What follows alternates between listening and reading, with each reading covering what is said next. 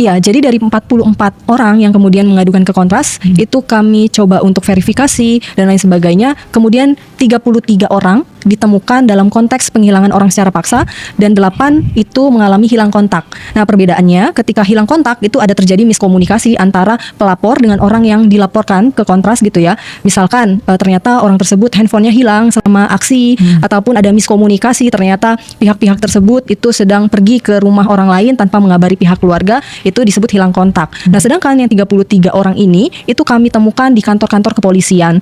Tercatat ada sebanyak 9 orang ya kira-kira ada di Polda Metro Jaya gitu. Dan kemudian penambahan lagi ada 17 orang itu di Polda Metro Jaya dan sisanya di kantor-kantor kepolisian yang lain seperti misalkan Polres Jakarta Utara, kemudian Polres Metro Jakarta Timur. Terus juga kami mendapat pengaduan dari Bandung, itu benar ada yang hilang dan kemudian ditemukan ditahan di Polda Jabar. Nah, itu ada sebanyak 33 tadi gitu. Nah, kenapa kami bilang itu adalah penghilangan paksa bukan hilang kontak, karena kami mengacu pada instrumen hukum maupun HAM internasional. Ada konvensi yang dinamakan konvensi ICPPID atau konvensi internasional perlindungan semua orang dari penghilangan orang secara paksa.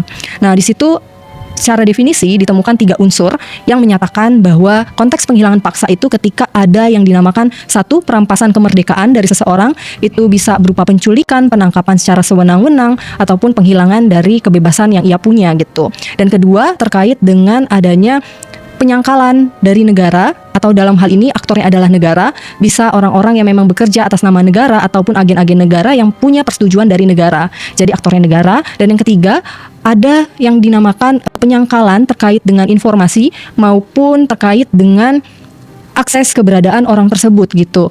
Mengenai seperti apa ya, sorry, untuk penyangkalan ini? Penyangkalan, misalkan tidak diketahui keberadaannya, informasinya, kabarnya, keberadaannya, itu disebut dengan penghilangan paksa dan dia berada di luar perlindungan hukum.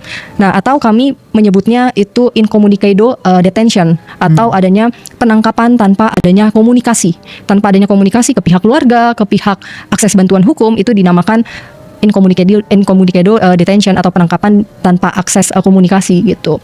Nah, memang di situ banyak orang yang ditangkap secara sewenang-wenang tanpa memberikan kabar ke pihak-pihak keluarga gitu. Ada pelajar, ada anak di bawah umur, kemudian ada juga ya mahasiswa maupun masyarakat sipil biasa yang memang non demonstran dan kemudian hanya melintas titik-titik aksi dan kemudian ditangkap tanpa sesuai dengan prosedur hukum yang diatur di dalam kitab hukum acara pidana gitu atau KUHAP gitu. Nah, itulah yang kemudian kami katakan ini adalah bentuk praktik penghilangan orang secara paksa atau ya ini bentuk penghilangan orang secara paksa yang disebut dalam jangka waktu pendek atau short term enforced disappearances. Nah, aktornya juga pun terlihat ya bahwa aktornya adalah pihak kepolisian karena kami bersama dengan tim advokasi untuk demokrasi menemukan bahwa orang-orang yang kemarin hilang itu ditemukan di kantor-kantor polisi gitu. Saya tuh kebingungan juga satu, misalnya dalam konteks katakan orang ini nantinya menghilangkan diri, misalnya menghilangkan diri, menghilangkan ya, artinya memang secara sadar dan konsen mau pergi aja. Mau pergi aja dah. Nah, ketika misalnya ada narasi seperti itu atau misalnya ada fact seperti itu gitu loh, apa tindakan yang akan dilakukan Kontras? Apakah oh ya ini menghilangkan diri berarti nggak perlu atau kayak gimana gitu? Ada nggak pernah ketemu konteks seperti itu Mbak? Atau case seperti itu sebenarnya selama ini ya? Dan yang dilakukan Kontras untuk orang-orang seperti ini apakah ya udah berarti itu hakmu ini segala macam atau dijelasin atau malah dibilang nggak boleh kayak gini? Iya, itu kan yang kemarin pada akhirnya dari 44 orang yang melaporkan ke Kontras, 8 diantaranya kan hilang kontak. Ada yang menghilangkan diri dalam artian ya dia pergi istirahat ke tempat yang lain ataupun tidak berkabar dengan pihak keluarga sehingga keluarga mencari keberadaannya dan mengontak teman-teman Kontras, maupun ada yang memang handphonenya hilang. Jadi 8 orang itu kami katakan ya hilang kontak. Artinya kan kalau hilang kontak itu ya tergantung pada diri sendiri gitu ya, dan emang kemauan diri sendiri ataupun ya memang latar belakangnya bukan karena adanya tindakan atau ya atau konteks penghilangan paksa tadi gitu yang dilakukan oleh aktor negara, tapi ya memang aktornya ya individu itu sendiri gitu. Nah, itu hilang kontak. Ada nggak kemungkinan 2 orang yang masih hilang ini itu ternyata menghilangkan diri? Kalau dia Farhan dan Reno ini yang dibaca Kontras, ada nggak posibilitas itu Mbak? Kalau kami lihat ya dari data betul. Dari kesaksian gitu, dari data maupun keterangan keluarga, kayaknya kalau untuk mereka menghilangkan diri ya kemungkinannya kecil gitu ya. Karena ya pihak dari Reno maupun pihak dari Farhan itu mengatakan memang Farhan dan Reno ya memang tinggal bersama keluarga. Kemudian juga masih sangat muda gitu, di umur 23 dan 24 tahun. Gitu. Yang bersangkutan tinggal bersama keluarga, menjalankan kehidupan dan aktivitas bersama dengan keluarga.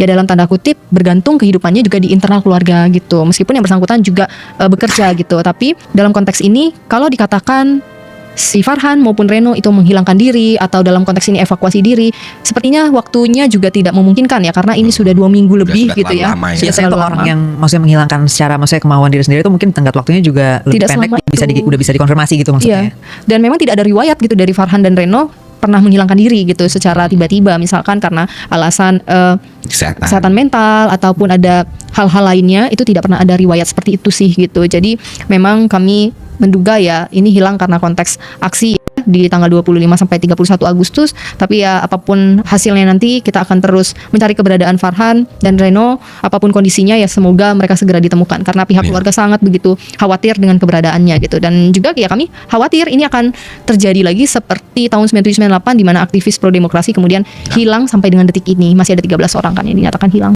Dalam demo-demo besar sebelumnya terakhir misalnya kayak Indonesia Gelap atau yang sebelumnya RUU TNI, Omnibus Law dan segala macam, itu ada nggak sih orang yang kemudian masih hilang atau masih ditangkap, mungkin nggak tahu di mana sampai sekarang?